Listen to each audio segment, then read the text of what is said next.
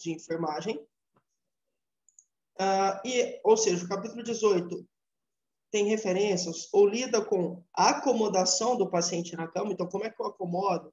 Qual é a importância de acomodar o paciente na cama? E o capítulo 19 vai tratar sobre transferências. Eu vou passar alguns vídeos aqui para vocês e tudo mais, tá bom? Então, e aí eu só vou retomar rapidamente a ideia de sinais vitais, e aí a gente já mata esses 2 últimos capítulos e fecha a apostila para começar uma nova apostila semana que vem, tá bom? A Fátima entrou, né? Boa noite, Fátima. E aí?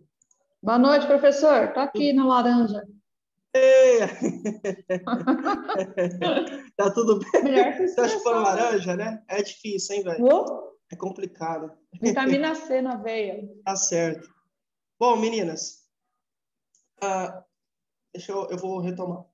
Na aula passada, a gente viu alguns importantes conceitos relacionados a sinais vitais. E aí eu me lembro, eu falei para vocês, olha, na verdade, os sinais vitais nada mais são do que sinais demonstrativos, indicadores de um organismo. Então, e aí eu fui falando quais são os sinais vitais, são respiração, batimento, temperatura e pressão arterial. Todos esses itens, que a gente chama de sinais vitais, dão um sinal de algo. Sinal do quê? Da vida, da presença, né, ou da ausência de vida. Tanto é que quando a gente, por exemplo, quando a gente vai verificar quantos batimentos a Maria está por minuto, quantos batimentos por minuto a Maria está apresentando? Se ela apresenta 0 batimentos, ou seja, nenhum batimento, provavelmente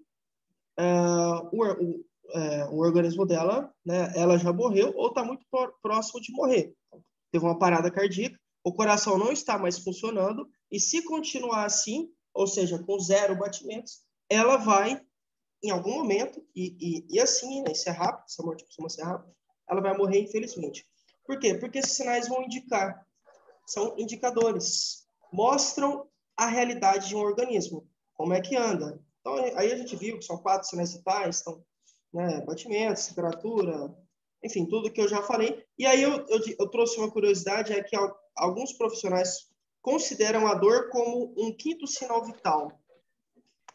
Não é consenso, por isso que a gente não aborda aqui no curso como se fosse um 5º, mas entendo que alguns profissionais entendem que a dor é um 5º sinal vital, e a justificativa é, se você sente dor, é porque você está vivo. Faz sentido a lógica, mas como não é consciência, a gente não pode declarar, tá bom? Assim, e entender que é um 5º sinal. Não, a gente só tem 4 sinais vitais até o momento. Se um dia for consenso, se todo mundo combinar, ou as principais organizações concordarem, aí a gente coloca um 5º. No momento, temos apenas 4 sinais vitais, sendo, né, os batimentos, a respiração, a temperatura e a pressão arterial. Certo? Isso é importante a gente discutir, trazer para vocês. Acho que parece que eu vi que a Gi entrou. E aí, boa noite. Tudo bem, Gi? Boa noite, Gi. Ai, peraí. Vixe, onde que eu tô? Não, eu tô te ouvindo. A gente tá te ouvindo. Você tá bem? Ah, tá ouvindo? Tá, tô. É. Bom, eu tô. Acho que as meninas Tô também. perdidinha. Eu tô surtado. Eu comecei a ouvir o seu Hoje... áudio, mas não terminei. Não, hoje eu tô surtada. Nossa, hoje eu tô perdidinha. É muita coisa com uma cabeça só. De alguma forma, As a gente pode... pessoas... pode falar, perdão. Não, as pessoas não entendem devido ao Covid, sabe? É assim, a pessoa vem brigar no grupo por questões tão banais, e aí você vai tentar explicar, né? Aí eu não dou conta, aí eu me estresso. Aí eu peguei e já dei uma sossegada lá no grupo, que eu já dei uns ranca-rabo, sabe? A pessoa fez churrasco a pandemia inteira e agora vem brigar porque os governantes não fez nada e agora fechou tudo, como que vai pagar a conta? Ah, vá te cataço, vá, fez churrasco, postou aí para todo lado. Ei, eu acho que você... Como é que a Fátima falou? Descascar a laranja, né? A Fátima brincou. Ixi, professor, nem se eu descascar a cana, se eu viajar para a cana, eu vou dar conta. Nem se descascar um laranjal inteiro. Não, sento lá debaixo pela laranja, não dá certo. O povo é muito Gente, difícil de entender. é complicado, né? Mas é Mas isso tá aí, bom. vamos para cima. Às vezes a gente tem, infelizmente, né? Ou felizmente, sei lá, Uhum. mas infelizmente, às vezes a gente tem algumas notícias ou posicionamentos assim, que a gente fica mexido, né? Ou fica triste, ou fica com raiva. Isso acontece mesmo. E a ideia é a gente fazer ou tentar pelo menos dar uma relaxada, né? E é o que você fez, né? Você falou, eu falei e saí fora. Isso é importante que você se desliga, sai desse contexto, dessa esfera, que só vai te deixar cada vez mais nervosa. Ainda mais se você for começar a analisar coisas como você analisou aí esquece. Opa, Com perdão. certeza. Perdão. Eu também não concordo com muita coisa, né? Mas Uhum. fazer o quê? Diante da circunstância, acho que a gente tem mais é que obedecer. Eu não vou pagar para ver, né? Claro, claro. Bom, mas é Porque isso eu aí. Então, acabei de perdão? conversar com uma pessoa lá do hospital do HB, ela falou assim que chegou várias pessoas hoje lá no HB, mesmo tendo convênio do HB em São José do Rio Preto, não Uhum. foram aceitos, porque não tem mais leito. Não cabe Não mais, né? tem. Não, não cabe. Então as pessoas estão brincando, né? Estão É, pagando para ver, isso infelizmente. é difícil. Mas vamos lá. Se Deus quiser, assim que Vamos lá. possível, a gente ultrapassa, né? Passa essa maré aí. Vai Vamos passar ficar... mais essa tempestade, Vamos passar. Mas é isso aí, gente. se Deus quiser. Faz parte. Ou senão você faz como... A Ana faz uma feijoada. Reúne todo mundo aqui na minha casa, que tem espaço, a Aô, gente faz uma feijoada. vou levar a onça aí. A onça aqui, a Tá? patroa. Po- A Ela delegada. gosta. Ixi. Ah, pode a- trazer. É isso aí, gente. Vamos lá, então. Bom, Então então hoje tá. a gente vai discutir, né? Eu retomei os conteúdos que a gente tratou na aula passada. Sinais vitais são indicadores. Então, numa guerra, quando você... Capau é típico isso, no Capau. Capau levanta lá a bandeirinha branca, significa paz, me entrego. E é um sinal. Esses sinais vitais também demonstram uma realidade que é de um organismo. Então, se esse organismo está ou não com vida, ou se está em uma situação de risco, e por aí vai. E a gente observa isso de 4 pontos. Né? Pressão, batimentos, respiração e a temperatura da pessoa. E a temperatura desse indivíduo, eu falei, esses sinais vitais mostram um número. Então, quantos batimentos por minuto? X respirações por minuto, X temperatura, X pressão arterial, números. E por meio desses números conseguimos compará-los com outros. Então, eu sei que se a temperatura de alguém está entre 36 e 37,5, temperatura normal. Esse organismo, quanto à temperatura, não está apresentando nenhuma falha. Quanto à temperatura, não. Então, eu consigo, com o número que eu tenho, com o número que eu verifico, né, com o número que eu afiro, eu consigo compará-lo com outro, que normalmente a gente chama são os padrões. Então, a temperatura está ideal quando ela se encontra em tal intervalo, de 36 a 37,5. A respiração de um indivíduo adulto está normal quando se encontra no intervalo, e aí, enfim, eu já falei os intervalos, está tudo na apostila também, tá bom? Então, nós temos essa possibilidade de comparar esses números que a gente encontra por meio dos sinais vitais. É necessário que a gente tenha muito cuidado para não fazermos uma interpretação muito fria dos números. Porque as pessoas são diferentes e, evidentemente, tem também os seus sinais vitais se apresentam de forma diferente. Então, tem gente que tem naturalmente a pressão mais baixa. Sempre foi baixa. Se você só se orienta pela pressão que você verificou, que você feriu, eu tenho 10/6, pressão da Fátima é baixa, como eu sempre falo. Eu só vou saber se é baixa ou não quando eu questionar a Fátima. Fátima, qual que é a sua pressão normal? Normalmente, olha, normalmente, professor, está 12/8. Aí eu aferi e deu 10/6, realmente está baixo. Agora, se ela me fala, não, sempre foi 10/6, eu afiro, está 10/6, está normal, entendem? Então, uma análise muito fria dos números pode fazer com que você interprete de forma errada uma situação. Então, entenda o que é habitual para o indivíduo. Isso é importante. Isso também se estende para os outros sinais vitais, tá? Eu tenho uma prima, por exemplo, que ela tem pouquíssimos batimentos. E o coração dela só trabalha com 40%. Não é como o nosso, né? Que trabalha 100%. Ela trabalha 40% só. Então, os batimentos se apresentam em um número bem menor. Lógico, né? O coração não bate tantas vezes por minuto. E aí, se você só se orienta pelos números que você encontrou, você vai achar que ela vai ter uma parada cardíaca. E não, é o que é habitual para ela. Então, essa análise é fundamental. Entenda o que é habitual para o indivíduo, entenda o que pode ter alterado esse sinal vital. Então, fez exercício físico, ficou com medo, enfim, então, todos os outros, as outras condições que eu já falei para vocês que podem interferir nesses sinais. Agora, a gente vai falar de um assunto que você talvez vai lidar no seu dia a dia. Que assunto é esse, professor? Nós vamos falar sobre pacientes acamados e, mais do que isso, qual é a importância de você se preocupar com a mudança de decúbito, com a mudança de posição que o paciente fica na cama. Então, essa parte A da aula, vamos tratar desse assunto, a importância da mudança de decúbito. Decúbito é uma palavra complicada, mas significa posição ou posicionamento. Então, quando você vai dormir, você fica em uma posição, por exemplo. Quando você acorda, provavelmente você vai estar em outra posição, a não ser que esteja muito cansado, né? E essas mudanças de posição significam mudanças de decúbito que devem acontecer a cada 2 horas no máximo em um paciente acamado.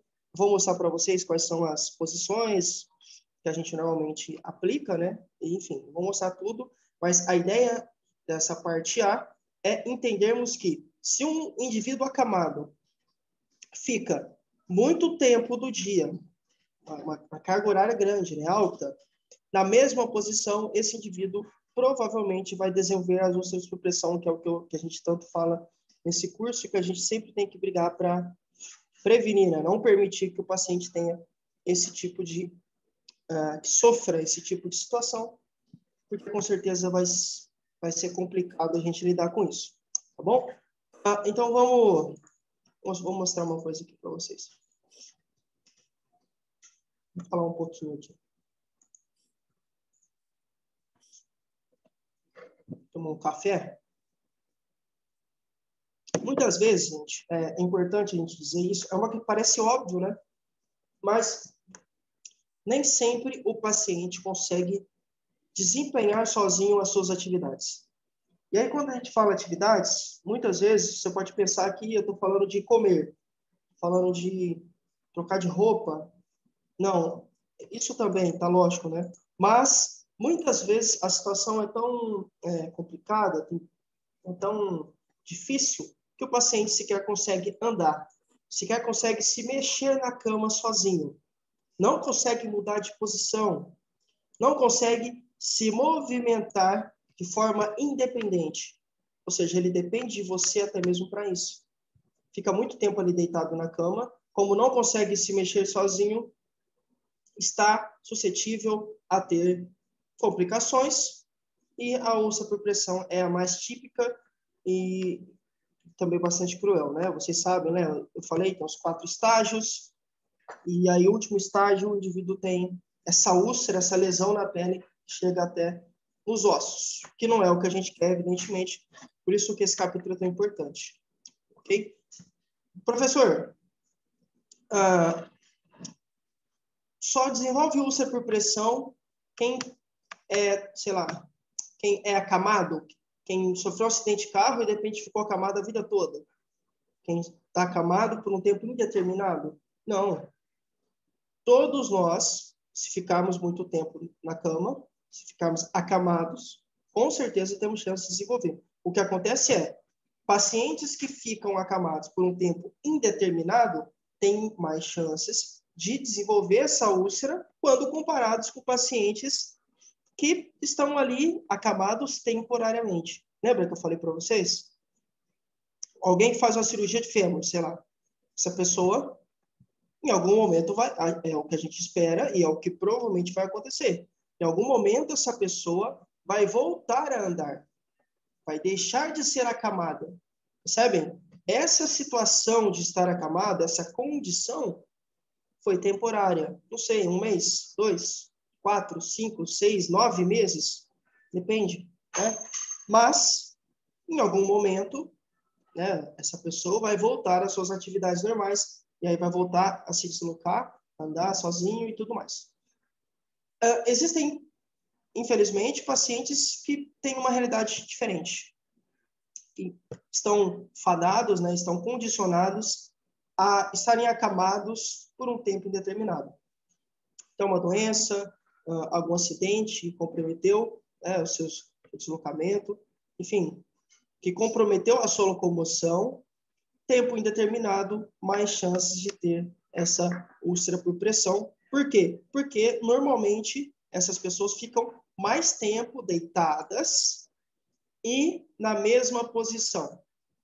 Principalmente se essa posição fica por mais de 2 horas. Então, a mudança de decúbito, que é o que a gente vai fazer hoje, que eu vou mostrar para vocês, né, as posições e tal, essa mudança de decúbito precisa acontecer no mínimo a cada 2 horas.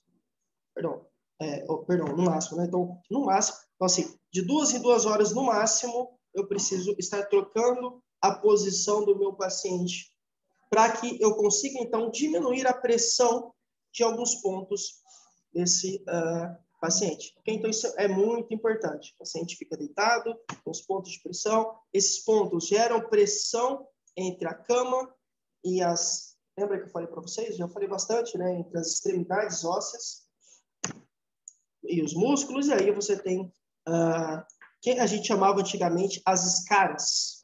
Hoje em dia não se usa mais esse termo, mas sim úlcera por pressão. Lógico, você, enquanto cuidador, não pode ficar esperando ou jogando a sorte, testando para ver se a úlcera vai acontecer, se ela vai chegar, porque ela vai. Então, o posicionamento correto do paciente, né, do cuidador, é trabalhar com prevenção sempre. Sempre. Isso é fundamental. Para isso, né, se você tiver um paciente acamado, temporária ou de forma indeterminada, é fundamental que você faça essa tal mudança de decúbito, que significa nada mais, nada menos do que a troca de posicionamento do paciente que está acamado, que fica deitado lá por um tempo temporário ou indeterminado. Ok? E aí, para além de fazer essas mudanças, nós também, se possível, depende de cada situação, mas o ideal seria também casar essas mudanças com alguns outros recursos, como, por exemplo, almofadas, para manter o posicionamento confortável e, inclusive, diminuir ou evitar essa pressão nesses ossos. Bom, então, eu mudo de posição e também coloco almofadas entre os ossos, né, entre essas extremidades, diminuindo a chance de ter um desenvolvimento dessas úlceras por pressão. E aí aqui tem exemplos, eu já mostrei essa imagem para vocês, onde tem esses pontinhos aqui, ó, são os pontos de pressão, ok? Toda vez que você está nessa posição, esses pontos de pressão estão sendo ativos, digamos assim. A pressão, que é a pressão entre a pele, os ossos, os músculos e o colchão, ou a superfície que o paciente vai estar deitado, acontece aqui, ó, nesses pontos. Então, vejam, nós temos aqui uma posição que é barriga para cima, tem outra posição que é de ladinho, outra posição que é de barriga para baixo. Depois eu vou fazer uma observação dessa posição aqui, de barriga para baixo, que a gente chama de decúbito ventral ou decúbito prono. É uma observação importante, pacientes que tenham problemas respiratórios, é um pouco complicado a gente deixar esses pacientes nessa posição aqui, tá? Por quê? Porque essa posição de decúbito ventral ou decúbito prono, né, que é a barriga para baixo, bumbum para cima, essa posição limita, dificulta, compromete mais ainda a respiração dos pacientes. Por isso, obviamente, não é todo paciente que pode ficar assim. Tanto é que o reloginho que eu mostro para vocês em aula, acho que eu tenho ele aqui. Depois eu volto aqui. Então, ó, o reloginho que eu tenho aqui em aula nem considera essa posição. Percebam aqui, ó. Ele só vai falar do decúbito dorsal, que é, lembra? A barriga para cima, decúbito lateral esquerdo e decúbito lateral direito. Só vai tratar com 3 posições. Não coloca a 4ª posição. Por quê? Porque a 4ª posição seria, por exemplo, o bumbum para cima. Isso vai dificultar, vai limitar, ou pode, né, uma possibilidade, comprometer mais ainda as vias aéreas desse paciente. Ok? Isso é importante. Mas eu já vou voltar aqui e mostrar para vocês. E aí, professor, o que que normalmente gera essa úlcera por pressão? É uma soma de fatores, na verdade, né, gente? É uma soma de fatores. Você tem um menor fluxo sanguíneo, uma menor circulação, ou uma dificuldade, uma limitação de circulação sanguínea no local. Você tem, obviamente, com essa falta de circulação na área, que pode ser, por exemplo, calcanhar, não sei, o bumbum, enfim, nesses pontos de pressão, menor circulação, menor aporte de nutrientes, ou seja, uma quantidade menor de nutrientes chegam nessas regiões. E você tem também uma outra condição que é a imobilidade. Então, a pessoa não se move. Por não se mover, a circulação fica comprometida.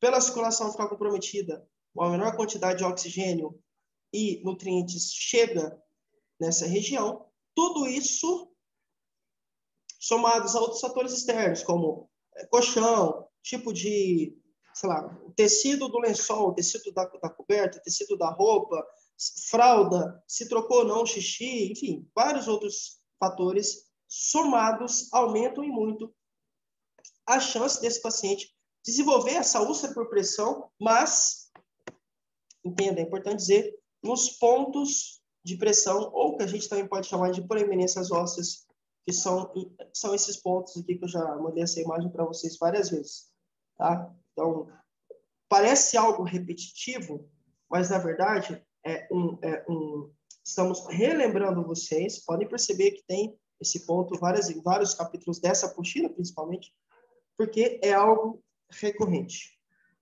Não adianta. Se o paciente estiver acamado, é algo recorrente. Por isso que a gente precisa lidar e olhar para essa situação com mais carinho, porque ela não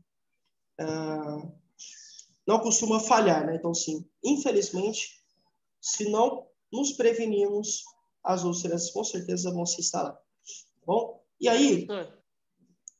Oi. Agi. Oi, Gi. Assim, e lembrando que é muito rápido, né? É daqui para ali. Ela é muito rápida. É muito rápido. Eu lembro minha mãe, ela queria ficar só numa posição e a gente ia virar ela, já estava meio roxeando, sabe? Que nem calcanhar, o ossinho da perna, o quadril lateral. Aí na casa de repouso, ela ficou só acamada lá, acho que foi só dezembro que ela ficou assim, que ela já parou de andar.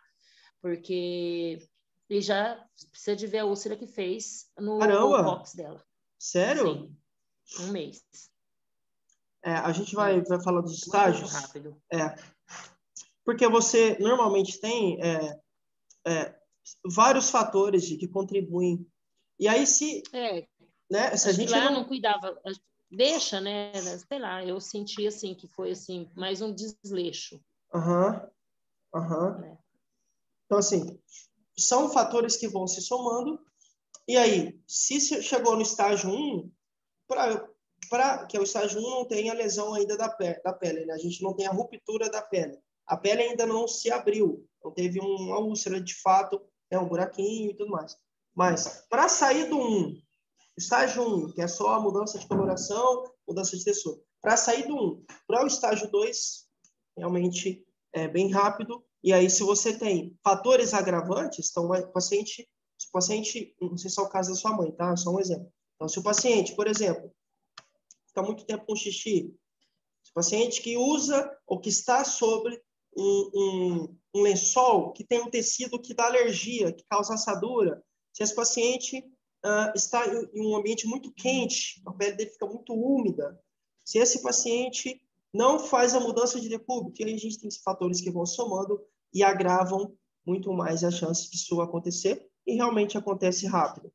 Por isso que, se identificarmos, a gente, lógico, sempre vai trabalhar com prevenção, identificando uma possível úlcera, que é a mudança de coloração, não dá tempo. Tem que fazer algo rápido, para ontem, para mudar. Não, professor, mas eu tenho feito a mudança de decúbito e no tempo certo. Talvez você esteja deixando algo a desejar. Então, talvez você não está fazendo massagem, não está hidratando a pele. Aí a gente tem que ver o que é, porque cada caso é um caso, mas, de fato, isso pode acelerar, né, se desenvolver e evoluir de forma muito rápida. Desculpa. Bom, então, se não tratadas, eu chamo aqui, a gente fala feridas, mas são lesões, tá? Essas feridas, aspas, profundas, podem gerar, inclusive, focos de infecção. Professor, mas como assim, né? Por que focos de infecção? Porque você tem uma região, uma área exposta, aberta. E é o que eu sempre falei, os agentes oportunos não vão brincar em serviço, no sentido de, se você tem uma lesão ali aberta, que não está sendo tratada, ou que não está recebendo o cuidado necessário, né? O tratamento adequado, ideal, provavelmente fungos, bactérias e tal, vão aproveitar e vão adentrar esse organismo. Então, aí imagina, além da lesão, da úlcera, que já é um problema, e problemão, você também pode ter focos de infecção. E, lógico, né, isso tudo vai dificultar, vai comprometer muito mais a cicatrização. Percebem? Então, é uma situação muito difícil mesmo. Bom, e aí, quando a gente fala focos de infecção, quando a gente fala de úlcera por pressão, é importante que você entenda que essas úlceras se apresentam em estágios diferentes. Bato sempre nessa tecla. Não posso permitir que evolua do 1 para o 2. Se chegou no 1, de alguma forma, eu tenho falhado. Quando eu falo eu, tá, gente? É a equipe. Então, se você tem uma equipe de cuidadores, a equipe tem falhado. Tá? Eu falo eu, mas eu significa profissionais que cuidam desse paciente. Se chegou no estágio 1, de alguma forma temos errado em alguma coisa. Mas a nossa meta agora é não permitir que isso avance, porque conforme avança vai ficando cada vez mais difícil. Então vamos lá, eu vou dar uma rápida descrição desses estágios. Eu sempre mostrei para vocês imagens, mas agora eu vou só descrever, isso eu ainda não fiz durante o curso, vou descrever rapidamente o que é cada estágio para a gente avançar. Desculpa. A lesão, no estágio 1, atinge a camada superficial da pele, apresentando uma vermelhidão. Lembra que eu falei? No estágio 1, vejam aqui, ó. Estágio 1, você não tem a lesão, você não tem a abertura, não há uma ferida, entre aspas, um buraco, né, uma úlcera, não tem. Você só tem uma mudança de coloração que se encontra ou que agride a pele ou a camada superficial da nossa pele, que é, qual o nome mesmo? Epiderme. Tá bom? Então, o estágio 1 é só isso. Aspas só, né? Estágio 2, aí aqui sim você já tem uma lesão. Então, é uma mudança gritante. E isso concorda com o que a Gi colocou. O professor, evolui muito rápido. É só vocês observarem o que a fala tem sentido. Então, no estágio 1 não tem nenhum buraquinho. Não tem nenhuma lesão. De repente, no estágio 2 já tem uma lesão que compromete todas as camadas da pele e tecido subcutâneo. Professor, como assim? Aí, tá aí a imagem. Olha aqui. Aí. Você já tem aqui um comprometimento das camadas. Seu estágio 2, vamos para o 3. A lesão atinge o tecido muscular. Ou seja, agora eu não tenho só um comprometimento da pele. Lembra? A pele tem 3 grandes camadas. Então, a úlcera no estágio 3 já passou a camada superficial da pele, que é a epiderme, passou também a camada intermediária, que é a derme, passou a camada mais profunda, que é a hipoderme, e agora já está prejudicando, afetando o tecido muscular, os músculos. Então, todas as camadas da pele e os músculos ficam comprometidos no estágio 3. Isso gera necrose, morte tecidual, ou seja, você tem uma morte dessa área, dessa região. É algo terrível. Tá? Então, a necrose é isso, né? Morte do tecido, ou morte tecidual. E, obviamente, tem uma cor característica, que é uma coloração arroxeada, ou fica meio preto também em algumas situações, mas, assim, você vê que tem algo errado. Notavelmente, tem algo muito errado. E no estágio 4, se já estava ruim no 3, né, os músculos também já foram comprometidos, imagina no estágio 4, há uma lesão, obviamente, que aumenta profundamente, havendo inclusive a destruição de toda a pele e músculos, e normalmente você tem somente ossos ali, tá bom? Ou, dependendo da região, vai ter uma articulação que fica exposta. Então, todas as camadas da pele, os músculos ficam comprometidos e só ficam os ossos, e aí você tem uma coloração, é uma situação, né, muito mais profunda, muito mais difícil, infelizmente terrível e difícil de tratar, não só por conta da lesão em si, mas também por conta das complicações que essa lesão traz. Então, além de infecções, o paciente, você acha que o paciente vai ficar, que legal, tem uma úlcera? Não, isso gera incômodo, gera dor. Há uma mudança no comportamento do paciente como consequência, como resultado desse avanço, né, desses estágios. Isso quanto mais avança, mais incômodo e dor o paciente sente. E, evidentemente, mais diferente digamos assim, ou há uma maior mudança no seu comportamento, tá bom? Então, isso é importante a gente destacar. Mas isso eu já falei, mostrando imagens, só que eu achei interessante trazer para vocês algo escrito, para que vocês possam visualizar, entender que é uma situação bem complicada. Então, estágio 1, só a mudança de coloração, você não tem uma lesão. Estágio 2, já tem o comprometimento das camadas. Estágio 3, não só das camadas da pele, mas também dos músculos. E estágio 4, camadas da pele, músculos, chegando nos ossos, ou deixando até mesmo uma articulação exposta, se for, no caso, dependendo da região que essa úlcera vai acontecer. Ok? Isso é importante destacar. Mais uma imagem mostrando exatamente a mesma coisa. Estágio 1, mudança de coloração. 2, você tem um comprometimento. E percebam que conforme avança, pior fica. E mais difícil é de tratarmos. Mais difícil é de você ter uma recuperação total do paciente. Professor, acontece? Acontece. Vejam nessa imagem, ó, que você tinha uma úlcera por pressão no momento 1. No momento 2, conseguimos enxergar uma mudança nítida, né, clara, do estado do paciente. Então, estava com úlcera aqui, sabe, aqui em cima, aqui no bumbum, região do saco.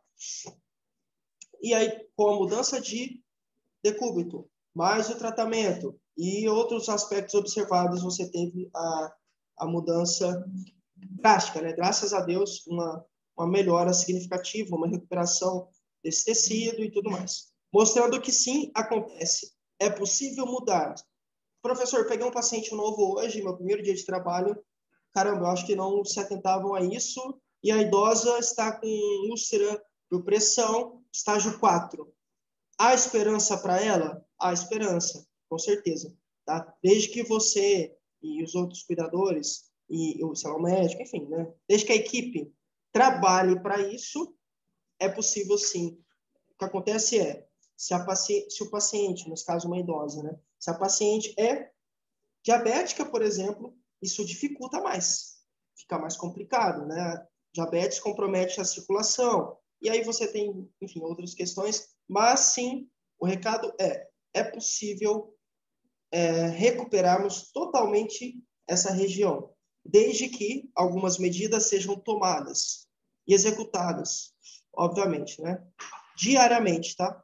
E aqui mais uns pontos, mostrando os pontos de pressão, já passei várias vezes a imagem para vocês, depois eu vou mandar para vocês a apresentação, e aí você pode estudar, é importante que você estude, porque talvez você vai pegar um paciente amado, né? Então, só para você ter uma ideia dos pontos aí que normalmente recebem essa pressão e para que você possa ficar atenta, desenvolver um olhar crítico e analítico principalmente para essas regiões, tá? Então, o banho não é só para você higienizar o paciente. Você também tem que, por exemplo, observar esses pontos para entender se esse paciente não está, sei lá, com uma úlcera ali, estágio 1, que vai evoluir. Não. Então, observe também o paciente. O banho, na troca de fralda, a troca de roupa, observe. É fundamental essa observação seja feita diariamente, tá? Muito importante. Lembra como é que estava ontem? Como é que estava ontem o calcanhar do seu paciente? Calcanhar. Não, professor, o calcanhar estava assim. E hoje está do mesmo jeito? Não, hoje está um pouco vermelhinho aqui. Talvez seja já o estágio 1. Percebem? Lógico, essa mudança não é assim, né? Você vai mudando, mas chegou num, isso evolui rapidamente, como a Gi colocou, tá bom? Então, muita atenção. Para isso, temos esse reloginho, que eu já expliquei várias vezes, que é uma ferramenta muito assertiva, que vai auxiliá-la, que vai mostrar para você como é que você pode se orientar para trocar essa posição do paciente. Eu dei uma dica. Trabalhem sempre com horas exatas. É uma dica, tá? Professor, é só uma sugestão, não uma regra. Trabalhem com horas exatas, que fica mais fácil para você se orientar. Então, por essa ferramenta, vocês vão perceber que só tem horas exatas aí. Meio-dia, uma posição, às 14, lembra? No máximo 2 horas. Meio-dia, uma posição, às 14 outra, às 16 outra, e aí você vai fazendo a mudança no horário certo. Tá bom? Vamos lá, então. Isso é fundamental. Bom, o link vai cair daqui a pouco. Eu vou criar um novo link e mando para você lá no grupo.